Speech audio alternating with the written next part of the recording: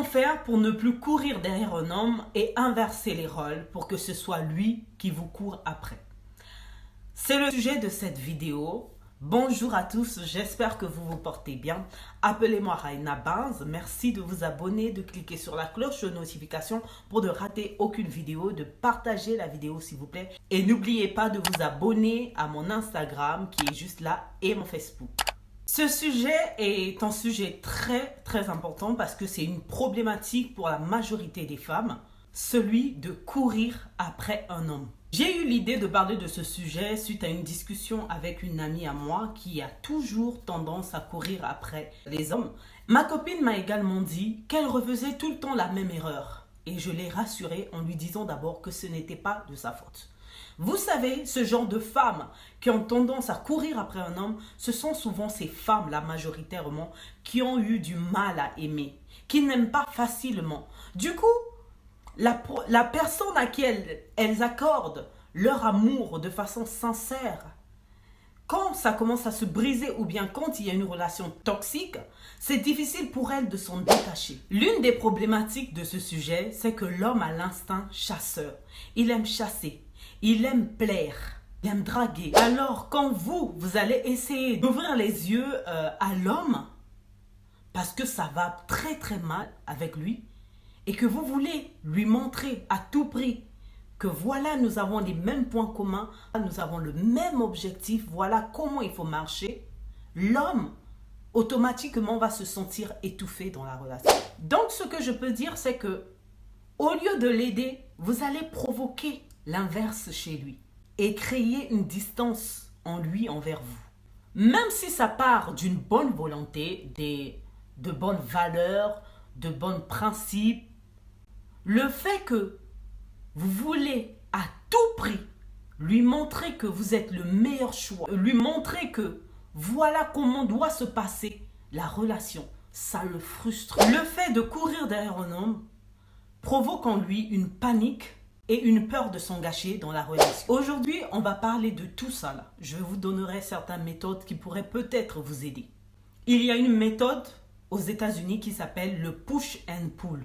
Le push and pull, c'est une version évoluée du « fuis-moi, je te suis ». Un homme répond aux défis et aux challenges et surtout à l'image qu'il voit de vous, que vous lui transmettez. Si vous courez derrière un homme, vous avez des chances de provoquer une distance entre lui et vous. Par contre, quand vous utilisez votre puissance féminine de girl power, en utilisant vos capacités à le séduire, à le charmer, à le challenger, à cet instant, vous réveillez des sentiments en lui, plein d'hormones. Le Bangala sera debout. Il se dira « Waouh, c'est elle qu'il me faut ». Parce que un homme, quand tu le suis, il te fuit. Quand tu le fuis, il te suit. Je sais que ça peut paraître bête. Pourquoi? Parce que c'est illogique. On se dit, mais quand on le suit également, c'est pour prouver également nos sentiments, pour réveiller ce genre de sentiments en lui. Mais non. En fait, l'homme n'aime pas qu'on lui dicte les choses qu'il doit faire. Il aime qu'on les provoque. Il aime qu'on puisse aller chercher au fond de lui d'une manière à ne pas l'étouffer. Avec un homme, il ne faut pas paraître trop acquis. D'où le fait également de ne pas multiplier le mougouli à tout bout de champ. Donc, dès qu'il veut, mougou, tu cèdes. Non. Tu le laisses également planer. Ah oui. Parce que quand tu es trop acquis là, c'est là où il se fatigue également. Parce que quand ça le goût change, hein. Le goût change. Même nous aussi les femmes, on supporte seulement. Tu vois le Bangala quand tu as trop vu ça. C'est trop entré en toi. Tu te dis, Bama, moi il faut le calibre 22 maintenant parce que le calibre 12 là, je suis fatiguée. Donc pour ne pas qu'il y ait en fait ce genre de distance là, de mougoussage, vaut mieux varier. Il ne faut pas tout le temps faire ça. C'est pas bon. Le but est de susciter en lui l'envie de toujours vous conquérir et de ne jamais s'arrêter. Le but est également aussi de provoquer cette peur également de vous perdre. C'est ça en fait. Ça ne veut pas dire que quand on te dit « suis-moi, je te fuis », que toi tu vas fuir, tu vas lui faire des zigzags. Non, pas du tout. Tu dois avoir une certaine distance. Tu ne dois pas lui dicter ce qu'il doit faire, mais tu dois provoquer ce qu'il doit faire en lui.